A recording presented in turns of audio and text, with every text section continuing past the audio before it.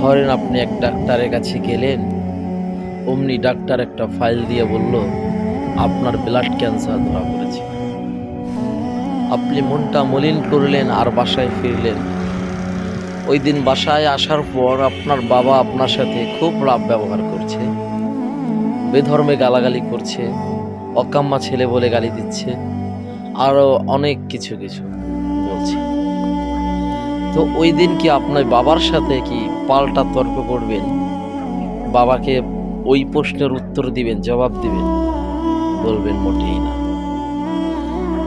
তথ্যরূপ ভাবে আপনার অন্তর থেকে জানিয়ে যাবেন আপনি হয়তো আর বাঁচবেন না।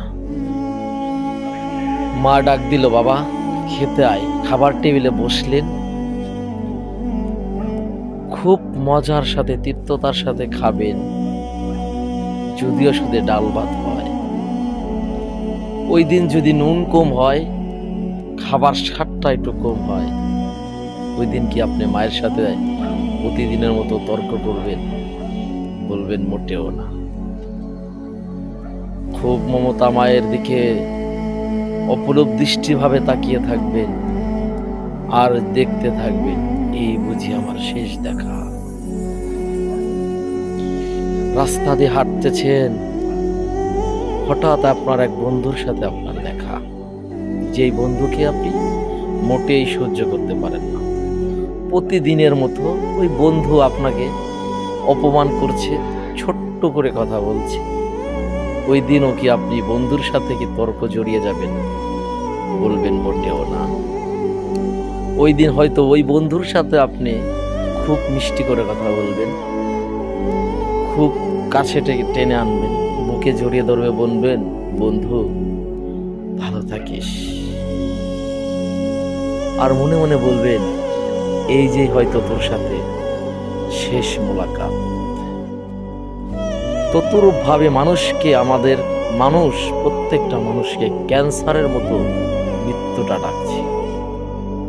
আমরা মৃত্যুকে দূরে ভাবছি।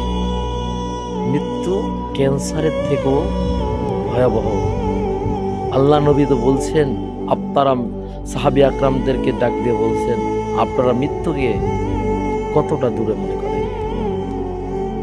সাহাবীরা বললেন, ইয়া রাসূলুল্লাহ, আমরা মৃত্যুকে মনে করি এই জোহর নামাজ পড়লাম, আসরের নামাজের আগ মুহূর্ত সময় পাইতে পারি কি পারি না সন্দেহ।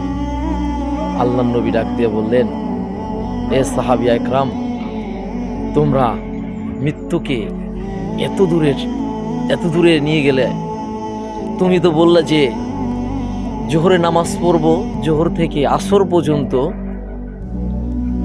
তবে তোমাদের চিন্তা চেতনা এটা অনেক দূরে। মৃত্যুটা হলো তুমি ডান কাঁধে সালাম ফিরিয়েছো, তুমি বাম কাঁধে সালাম ফিরাতে পারবো কিনা এটা তোমার আমার জানা নেই, এর আগে মৃত্যুটা হয়ে যেতে পারে। তো ভাই, আমরা মৃত্যুটাকে দূরে সরিয়ে দিয়েছি, মৃত্যুকে আমরা কিছু মনেই করি না। আর আগের কালে মানুষ, সাহাবী একরামরা মৃত্যুকে আলিঙ্গন করতেন, মৃত্যুকে সুন্দরভাবে মেনে নিতেন, তারা মৃত্যুর জন্য প্রস্তুতি নিতেন, সবসময় পা খালাতে থাকতেন।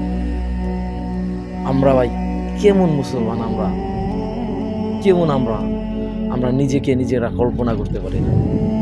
আল্লাহ আমাদেরকে সবাইকে সঠিক বুঝ দান করুন, সঠিক বোঝার তৌফিক দান করুন।